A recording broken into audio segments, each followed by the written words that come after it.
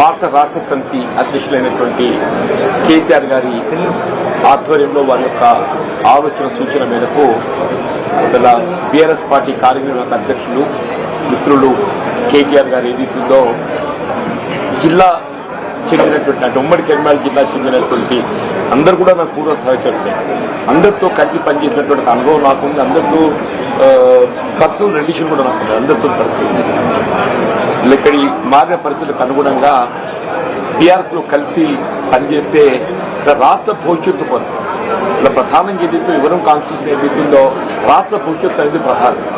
రాష్ట్ర భవిష్యత్తు కొరకు ఏదైతుందో మనం పాటుపడుతున్నటువంటి అవకాశం కల్పించడానికి ముందుకు వచ్చినందుకు నేను వారికి హృదయపూర్వకంగా ధన్యవాదాలు చెప్తాను చెప్పండి. నేను వాస్తవంగా ఏదైతుందో 25th March నేను కాంగ్రెస్ పార్టీ నుండి రాజీనామా చేయాలని చెప్పని నిర్ణయం తీసుకున్న నాడు కొత్త భావోద్వేగానికి గురి కావడం జరిగింది. 4 దశాబ్దాల అనుబంధం కలిగినటువంటి ఒక రాజకీయ పార్టీ నుండి మరి బంధం తెచ్చుకునేటువంటి ఒక పరిస్థితి ఎదురు కావటం కొంత నాకు ఆనాడు really I felt that day was very unfortunate. కానీ ఇవాళ ఒక విధంగా ఏమనిపిస్తుంది, కాంగ్రెస్ పార్టీతో అనుబంధం తెచ్చుకున్నా కానీ ఇలా భారతీయ రాష్ట్ర సమితి లాంటి తెలంగాణ రాష్ట్ర ఏర్పాటు సాధన కొరకు ఉద్యమించినటువంటి ఒక నాయకుడు కేసీఆర్ గారి యొక్క నాయకత్వంలో పనిచేసేటువంటి అవకాశం నాకు లభిస్తున్నందుకు real I'm feeling today is the most happiest day in my life. ఉమ్మడి కరీంనగర్ జిల్లానే కాదు తెలంగాణ రాష్ట్రం యావత్తులో కూడా జీవన్ రెడ్డి లాంటి ఒక నాయకుడు కాంగ్రెస్ పార్టీ నుండి దూరం అవుతారని చెప్పి ఎవరు కూడా ఊహించలేదు చెప్పండి.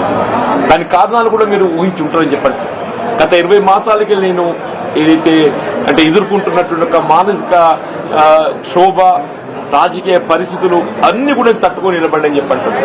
అయినప్పటికీ కూడా ఏదైతున్నదో ఇవాళ నేను తట్టుకొని నిలబడ్డా, కానీ రాష్ట్ర భవిష్యత్తు కూడా ప్రధానం చెప్పండి.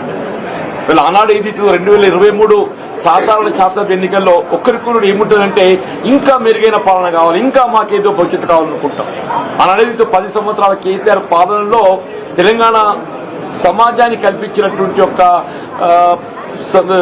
పరిష్కారాలు ఏదైతుందో అభివృద్ధి ఉందో ఇంకా మెరుగైన పాలన కావాలని చెప్పి కాంగ్రెస్ పార్టీ మరి మీరు పేర్కొనడం జరిగిందో దాన్ని ప్రజలు ఆకర్షితులైంది. కాంగ్రెస్ పార్టీకి అవకాశం కల్పించింది. కానీ రియల్లీ ఏదైతుందో నా అనుభవం చెప్పంటుంది. I have seen NT Rama Rao గారి ప్రభుత్వం చూసా, నేను తదుపరి చెన్నారెడ్డి గారి ప్రభుత్వం చూసా, విజయభాస్కర్ గారి ప్రభుత్వం చూసా, రాజశేఖర్ గారి ప్రభుత్వం చూసా, చంద్రబాబు నాయుడు గారి ప్రభుత్వం చూసా, కేసీఆర్ గారి ప్రభుత్వం చూసా. నేను కానీ ఈ 2 సంవత్సరాల కాలంలోనే ఇవాళ అంటే 10 సంవత్సరాల్లో సాధించినటువంటి అభివృద్ధి సంక్షేమ ఫలాలు తిరోగమన దిశగా చెప్పండి. కేసీఆర్ గారు ఏ ఉద్యమ నేతగా తెలంగాణ రాష్ట్రాన్ని సాధించడానికి వారు ఉద్యమించిండ్రో వారి సాధారణంగా తెలంగాణ రాష్ట్ర భవిష్యత్తు నిర్మాణానికి 10 సంవత్సరాలు కృషి చేస్తే అది 2 సంవత్సరాల్లో తిరోగమన చర్యగా